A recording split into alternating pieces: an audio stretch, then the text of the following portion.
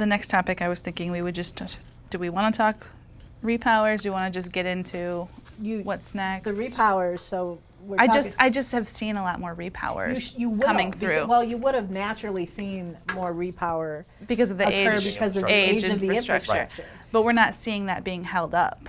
Well, you wouldn't, because the repowers most of those are local permits. They're floodplain crossings, or they're stream crossings, or they're road access. So the permits they need to do those things are actually the transportation to get in to do whatever facility upgrade they want to do. So when it comes with repowering wind projects, we have better technology. I mean, we have turbines out there that you might see sited, every mile, let's say. We have technology now that you don't need as many turbines anymore to get the same amount of megawatts. So you'll see them just naturally finding that they need to repower, and it's easier to do. And it's a great, what would I want to say, layover until maybe something else happens later. Sure. I'm just thinking of some projects that we've looked at for clients recently that have involved not only upgrading the infrastructure, but adding turbines, adding those megawatts. Is that going to be held to the same scrutiny? Well, I think on a local level. So we got to go back to the local level. They would need permits from townships or counties or whatever to place the turbines if they don't have a federal nexus, they're not crossing wetlands, they're not. Most wind turbines have very small environmental footprint. Yes. Footprint. It's just a very environmentally friendly energy source, right? Just really is. So if they're only adding and they don't have to get the big site plan that involves the entire array, it's an easy way to add. It's an easy way to get better megawatts, maybe reassess your cost. I think just in my experience in consulting, the last couple of years, it was definitely a pivot to solar, right? And then we saw more battery storage, and now we're seeing wind kind of resurgent. It was always there, but I recall in the 2013, 14, 15, it was all wind with just a little bit of solar. So I'm just, wind does seem to be alive and well. Well, greenfield wind is still challenging for the fact that there's just this weird public sentiment that renewable energy is useless. And I'm not sure why rural communities get, like I said, we talked about this before, rural communities get a lot of the benefits for it, which they need. It helps fund schools. I mean, I know a few schools around me that still exist only because of the renewable energy facilities that were built in the region. I think wind slowed down because the public sentiment was so rough. You couldn't get past the local permitting. I think it's still there. I think one of the challenges that the industry is going to have is to find a way to flip that narrative on a local level.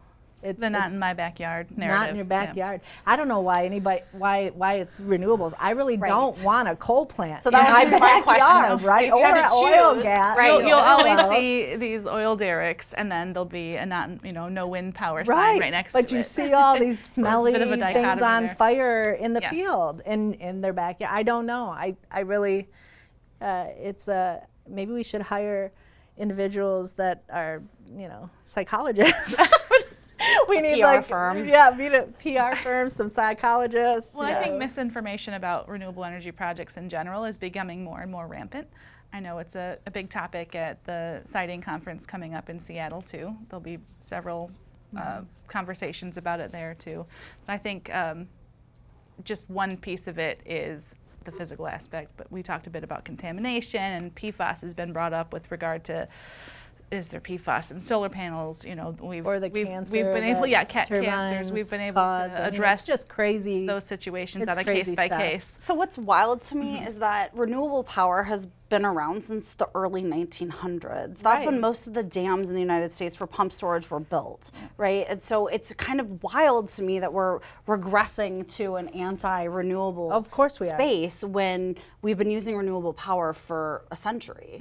We're regressing not only in the generation, but I mean as a society in general. Oh man, this is gonna take a week on high school. It's not. Everybody take a drink. There's a few things I wanted to address there. I think one of them, when we talked about this offline, was kind of the just humans intrinsically with the temporal scale of things, right? Yes. It's just a time period. It's a generational thing. I think we'll look back at this 20 years from now, and the next generation won't think, you know, utility scale wind turbines are an oddity at all, right? Because they'll have grown up with them in their backyard. So I think that's certainly a rural generational American thing, is that pump jacks were there when they were born, right? And so that's an acceptance on the landscape where transmission lines, they high were power there, transmission right? lines. Dams and reservoirs, they were there. I mean, there's only a few places that I'm aware of that are still actively permitting and constructing reservoirs. Like for the most part, that's aging infrastructure. It is aging infrastructure. And so they've been on the American landscape for quite a while. So I think that's some just perception that's going to age out on its own without any active influence from, you know, the renewable energy market. I think in the short term, I'm sure there's some branding and messaging that could go along to help facilitate that. But circling back to your prompt, Rebecca, about repowers, I think repowers make a lot of sense in this market for a reason we haven't really talked about as a group yet, which is the challenges of origination. The lease agreements I mean, the pricing of lease agreements in the last decade alone, I don't have the numbers that I can kick to you, but I can tell you they're much higher now than they ever were before, right? So the cost of originating a project, where a repower, you already have that lease agreement locked down. Maybe you're renewing it for an additional term or something.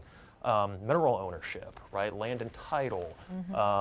I mean, even recent local cases like the McGirt case ruling in Oklahoma with tribal entity influence for mineral ownership and coordination. Just originating a project has been harder now than it ever has been. So I think there's a lot of incentive to take that infrastructure you already have in place and make it ultimately more profitable for you is what it comes down to. Then you can like put a little check mark on new oil and gas. Yeah. Right? I mean, that's the same. You're still going through the same origination for any kind of greenfield development. There is challenges out there. And I think the low-hanging fruit on the transmission side of that, because we talked about that earlier, is that we've had a large influence of generation here in the States, but maybe transmission hasn't kept pace with that. No. You know, upgrades of lines in existing corridors is key moving forward. So I think that's the low-hanging fruit where it should start, and that maybe all the changes we've been talking about of these first 60 days of the administration really don't take much influence with existing infrastructure. It is kind of like keep doing what you're doing, because we've set the foundation. The foundation's there. Now we got to build on the foundation. I'm not sure there's a real way to, you know, pivot at this point in a meaningful way. It's just going to be really hard to pivot, even though people want to, you know, scream about it in the background.